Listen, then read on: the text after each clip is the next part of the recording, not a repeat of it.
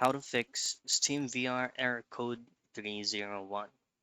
Now in this very quick video, I'm going to provide you troubleshooting steps for you to fix SteamVR error code 301. But first, we'll have to figure out first what does this specific error code means. So SteamVR error code 01 is actually a key component of SteamVR's failed to start or crashed, which is usually indicates a communication breakdown between your headset and your PC. So you have to make sure that your VR gadget is properly attached into your PC and then try to rerun the whole process again. Now what you can do next is you need to verify integrity files of the game. To do so, open up your Steam account and make sure that you're logged in. Go into the library tab and then from the Steam VR game, you have to go into settings and then tap on properties, installed files, and choose on verify integrity of game files.